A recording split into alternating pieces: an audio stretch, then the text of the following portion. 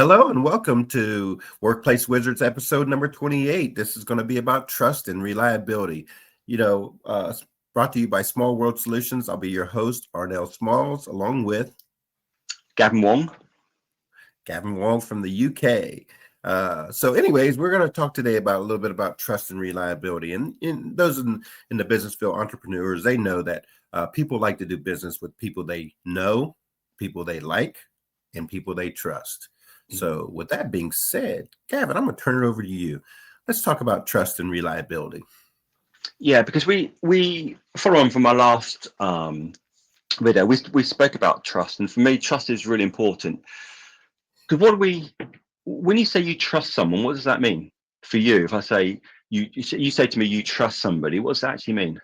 Well, I like to put it in the way of how I trust those people I know. I trust those people who are closer to me. I trust, let's say, for instance, if I was going to leave and I had my daughter staying with me when I was younger, and if she was staying with me, I wouldn't just let anybody coming over and babysit my daughter. It would have to be somebody I trusted, somebody I think I know a little bit, somebody who's from the neighborhood that I could have a little bit of accountability with, So what is it about that trust? You say trust. What is it about those people that you would allow your daughter to be with them?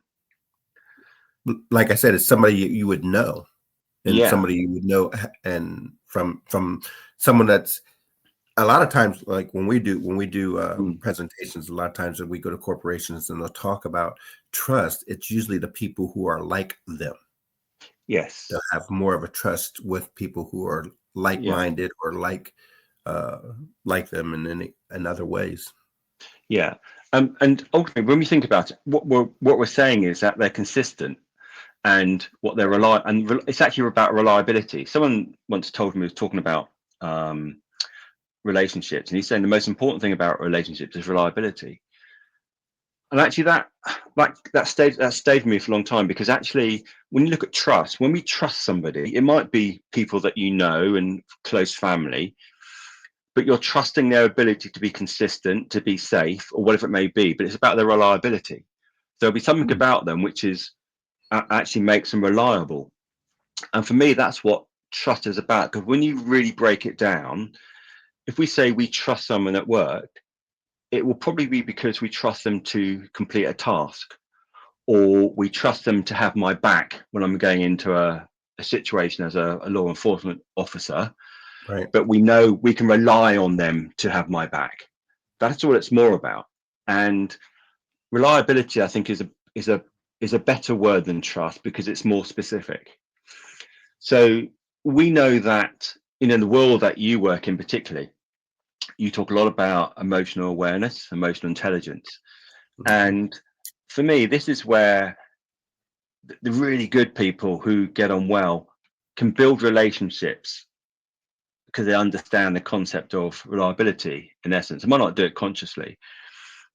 And what I mean by that, I know, is that if so you do DISC assessments, don't you? DISC profiles. Right. So your dominance is your D is your dominant character, isn't it? I think. That is correct. Yeah. So what sort of thing drives you in terms of what motivates you? Getting things done.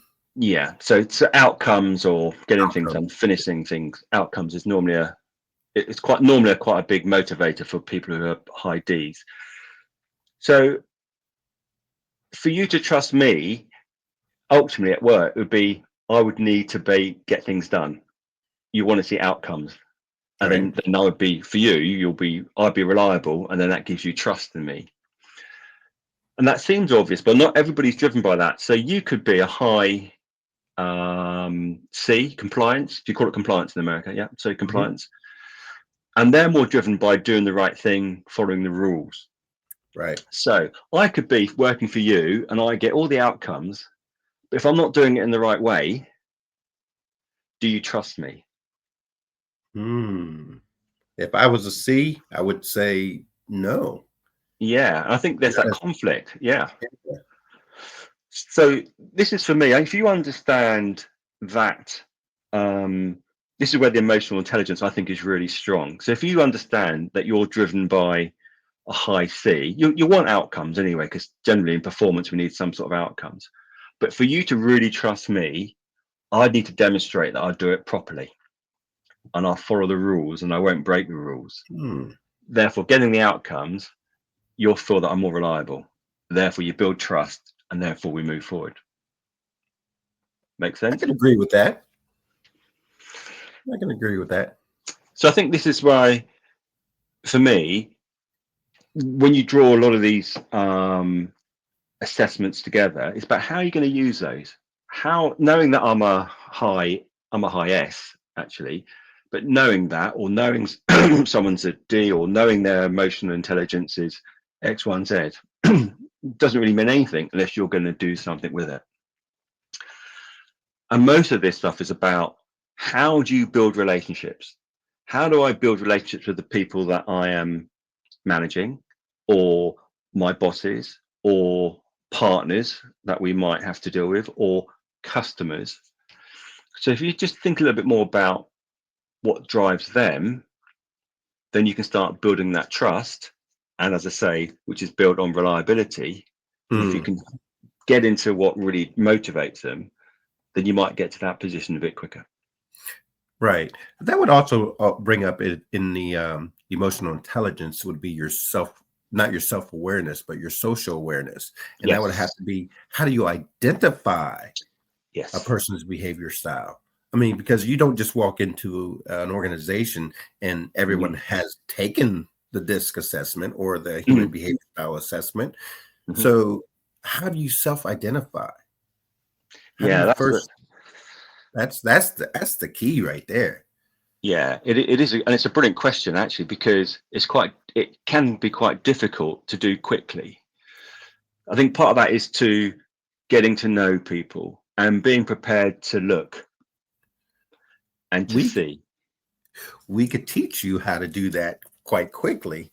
Now, here's the thing about it though, and a lot of people get the wrong impression, is because so many people think that if you can identify a person's human behavior style, you've diagnosed them with that human behavior style. And there's no such thing, because let's say I could say that I knew that you were an S when you said you're a high S.